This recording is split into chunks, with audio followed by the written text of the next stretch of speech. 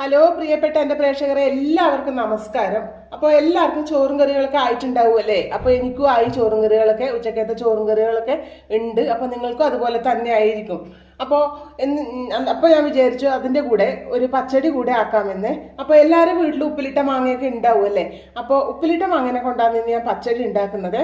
അപ്പോൾ ഇത് 5 പുളിയുള്ള നല്ല പുളിയുള്ള പച്ചമാങ്ങയാണ് ഞാൻ എടുത്തത്. പച്ചമാങ്ങയല്ല, ഉപ്പിലിട്ട മാങ്ങ. അപ്പോൾ എല്ലാവരും വീട്ടിൽ ഇഷ്ടംപോലെ ഉപ്പിലിട്ട മാങ്ങയിലും ഉണ്ടാവും. അപ്പോൾ 5 ഉപ്പിലിട്ട മാങ്ങയാണ്. വീണ്ടും വീണ്ടും പച്ചമാങ്ങ തന്നെ വന്നുകൊണ്ടിരിക്കുന്നത്. അപ്പോൾ ഉപ്പിലിട്ട മാങ്ങയാണ് എടുത്തത്. അപ്പോൾ ഉപ്പിലിട്ട മാങ്ങ എടുക്കുന്ന സമയത്ത് നല്ല പുളിയുള്ള മാങ്ങ വേണം. നമ്മൾ അങ്ങനെ വല്ല മാങ്ങയാണല്ലോ ഉപ്പിലിടൽ. അപ്പോൾ ആ മാങ്ങ തന്നെയാണ് നമ്മൾ പച്ചടി ഉണ്ടാക്കാൻ എടുക്കേണ്ടത്. കാരണം അതിൽ നമ്മൾ തൈരും മറ്റു പുളികളും ഒന്നും ചേർക്കുന്നില്ലല്ലോ. അപ്പോൾ ഇതിൻ്റെ പുളി മാത്രമാണ് അതിൽ ഉണ്ടാവേണ്ടത്. എന്നാലാണ് ആ പച്ചടിക്ക് ഒരു ടേസ്റ്റ് ഉണ്ടാവുക. അപ്പോൾ നമുക്ക് മറ്റു സാധനങ്ങൾ എന്തൊക്കെയാണെന്ന് നോക്കാം. പിന്നെ വേണ്ടുന്നതാണ് തേങ്ങ ഞാൻ കുറച്ചധികം എടുത്തിട്ടുണ്ട്. ഒരു ചെറിയ തേങ്ങ അത് മുഴുവനായിട്ട് ഞാൻ ചിരവി എടുത്തിട്ടുണ്ട്. കാരണം മാങ്ങ കൂടുതലുണ്ടല്ലോ. അപ്പോൾ മാങ്ങയുടെ പുളിക്ക് കണക്കായിട്ട് തേങ്ങ വേണ്ടേ. അപ്പോൾ അതുകൊണ്ട് ഒരു ചെറിയ തേങ്ങ ഞാൻ ചിരവി എടുത്തിട്ടുണ്ട്. പിന്നെ പച്ചമുളക്, നല്ല എരിവുള്ള പച്ചമുളകാണിത്. അപ്പോൾ ഇതാ കണ്ടില്ലേ, ഈ ഒരു ഷേപ്പിലുള്ള പച്ചമുളകാണ്. അപ്പോൾ അതിൻ്റെ പേരിൽ 5 എണ്ണം എടുത്തിട്ടുണ്ട്.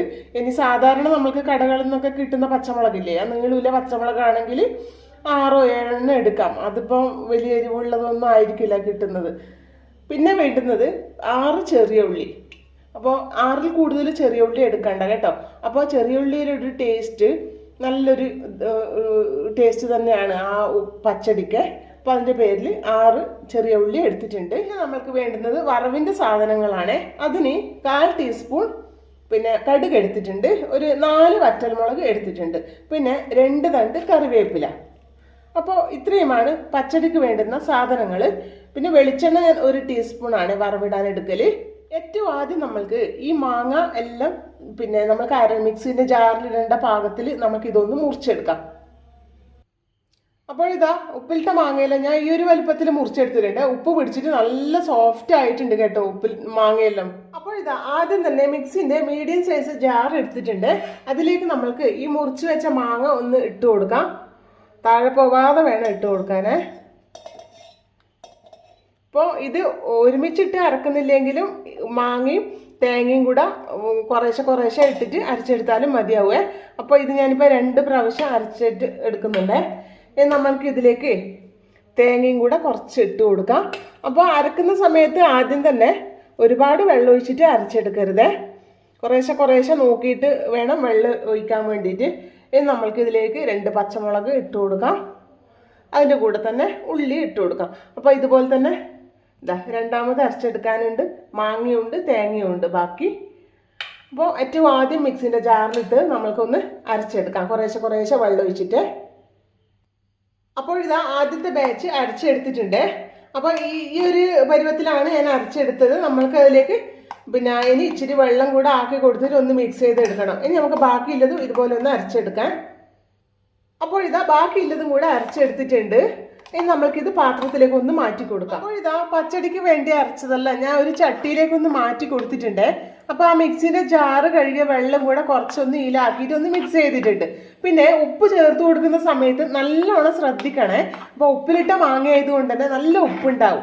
ഉപ്പ് കുറവുണ്ടെങ്കിൽ മാത്രം ഉപ്പ് ചേർത്ത് കൊടുത്താൽ മതിയാവും. അപ്പോൾ ഞാൻ ഇതിൻ്റെ ഉപ്പൊന്ന് ചെക്ക് ചെയ്യട്ടെ ആദ്യം.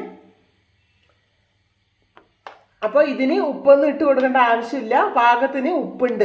ഇനി നിങ്ങൾക്ക് ചേർക്കണമെന്നുണ്ടെങ്കിൽ കുറച്ച് മാത്രം ചേർത്ത് കൊടുത്താൽ മതി. ഈ ഒരു പരുവത്തിലാക്കി എടുത്താൽ മതി പച്ചടി. ഒരുപാട് വെള്ളമൊന്നും ചേർത്തെടുക്കണ്ട കേട്ടോ.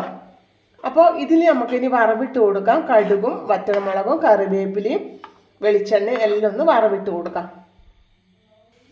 അപ്പോൾ ഇത് വറവ് റെഡി ആയിട്ടുണ്ട്. നമ്മൾക്കിത് പച്ചടിയിലേക്ക് ഒന്ന് ഒഴിച്ചു കൊടുക്കാം.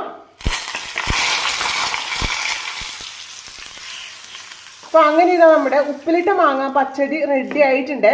സൂപ്പർ ടേസ്റ്റാണ്. നമ്മുടെ ചോറിൻ്റെ കൂടെ സൈഡ് ഡിഷായിട്ട് കഴിക്കാൻ പറ്റുന്ന സൂപ്പർ ടേസ്റ്റുള്ള പച്ചടിയാണ്. എല്ലാവരും വീട്ടിൽ ഉപ്പിലിട്ട മാങ്ങയൊക്കെ ധാരാളമായിട്ട് ഉണ്ടാവുമല്ലോ. അപ്പോൾ അത് വെച്ചിട്ട് എല്ലാവരും ഇതുപോലെ ഒന്ന് പച്ചടി ഉണ്ടാക്കി നോക്കൂ കേട്ടോ. എന്നിട്ട് നിങ്ങളുടെ അഭിപ്രായങ്ങൾ അറിയിക്കണേ. എങ്ങനെയുണ്ടെന്ന് പറയണേ ഉണ്ടാക്കി നോക്കിയിട്ട്. അപ്പോൾ എന്ത് തന്നെയായാലും നിങ്ങളുടെ അഭിപ്രായങ്ങൾ കമൻറ്റ് ബോക്സിൽ അറിയിക്കാൻ മറക്കല്ലേ. അപ്പോൾ ഇതാ അടുത്ത വീഡിയോയിൽ കാണുന്നത് വരെ എല്ലാവർക്കും ബൈ.